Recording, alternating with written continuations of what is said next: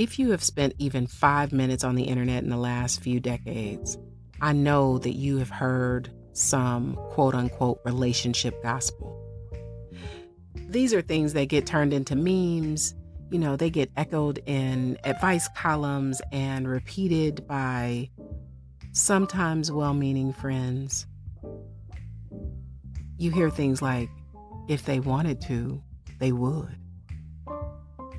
If it's not a hell yes, it's a hard no. Or, this is a biggie, they made a whole movie around this one. He's just not that into you. And look, I get why we love this shit. These phrases are punchy and they give us a black and white rule book to navigate the minefield of adult relationships.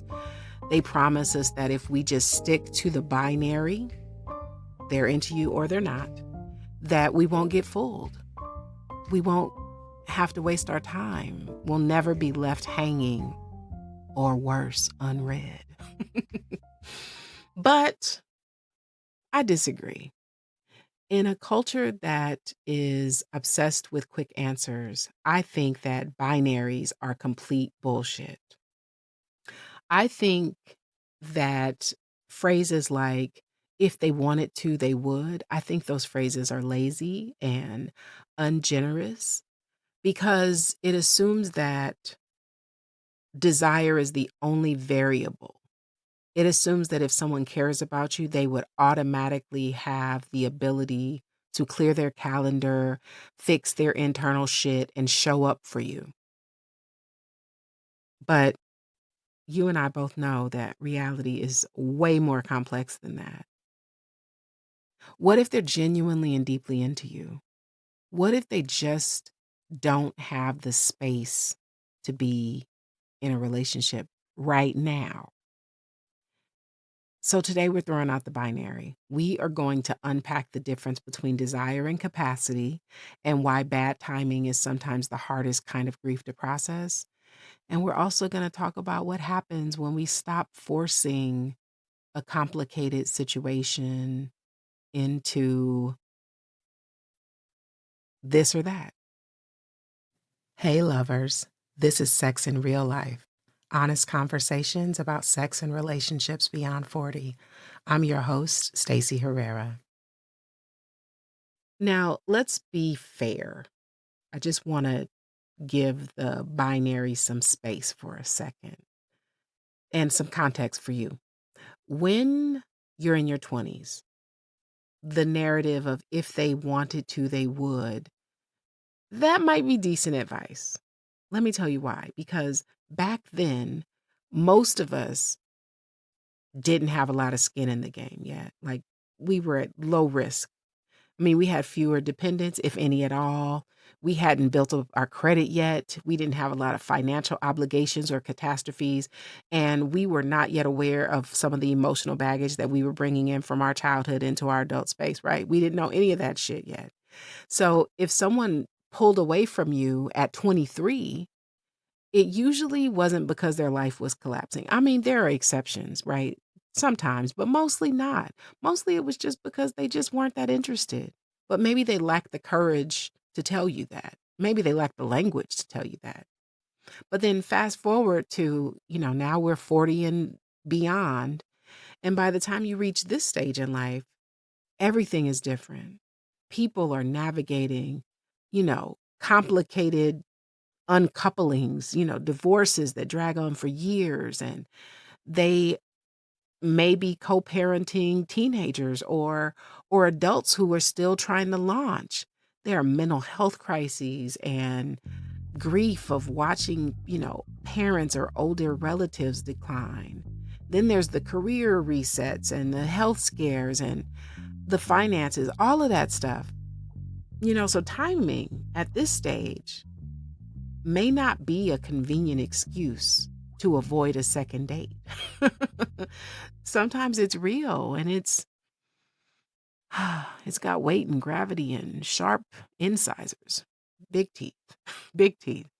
Because when you are an adult over 40 and someone says like, hey, I really care about you, but I really just don't have the bandwidth for a relationship right now. Why is our immediate reaction to assume that they're lying? Even though we know what's going on in our own lives, why do we assume that they're lying? Why do we automatically make it mean that something is wrong with us? We think it means that we're not good enough, we don't have enough, we're not thin enough, we're not pretty enough, whatever the enoughness is, right? Why do we do that? Well, I'm gonna tell you why. We do that because we confuse desire with capacity. Desire is simple. Desire, you know, for all intents and purposes of this conversation, let's just say desire is chemistry and affection and attraction and care. You can have an absolute abundance of desire for someone. You can think that they are brilliant and funny and sexy and wonderful, but capacity is different. It's logistical and it's currency, sometimes emotional, because it takes up a lot of bandwidth. So it's literally the surplus of energy you have left over at the end of the day after you done survived your own life. So the painful truth about being grown, because we grown here, is that you can have complete and utter, you know, erectile tissue engorging desire for someone and still have zero capacity to offer them a healthy dynamic or a healthy relationship right now. And this is why bad timing can be one of the most agonizing spaces to be in. I mean, think about it.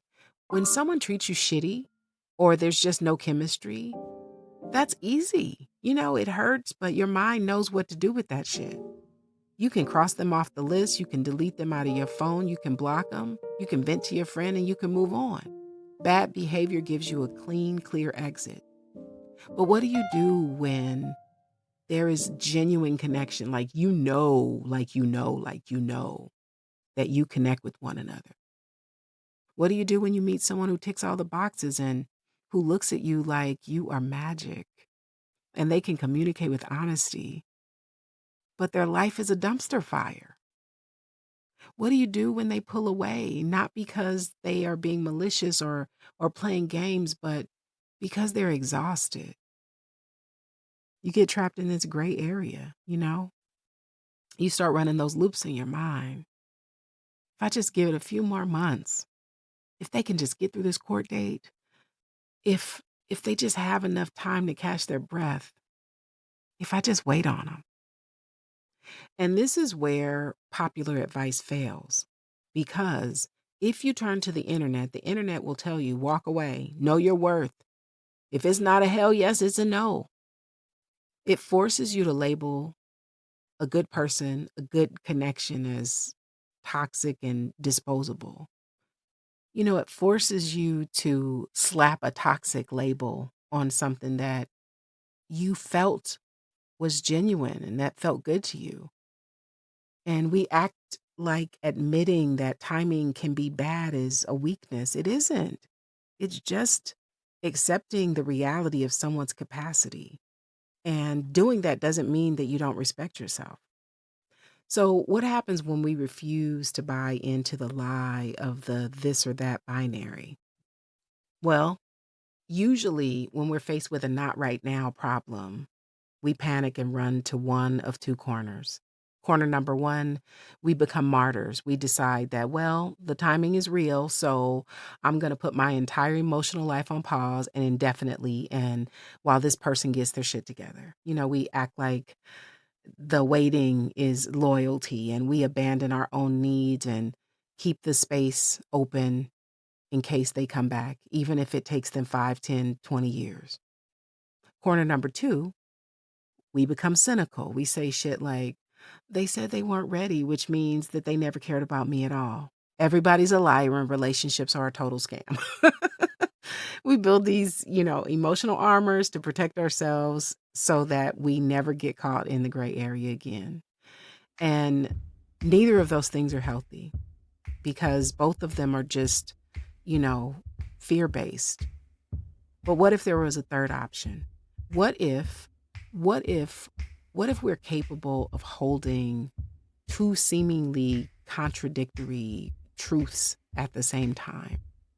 Number one, this person genuinely cares about me, and the connection that I felt with them is 100% real.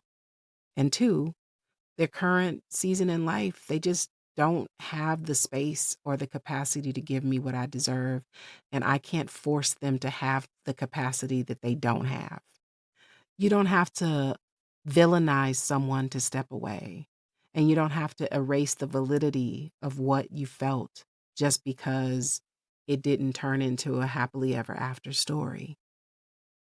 So, where does that leave us when someone is in the just not into it or just don't have the capacity space right now? It leaves us here, like without needing to label complicated human experiences. If you were currently in a situation where the timing is just off and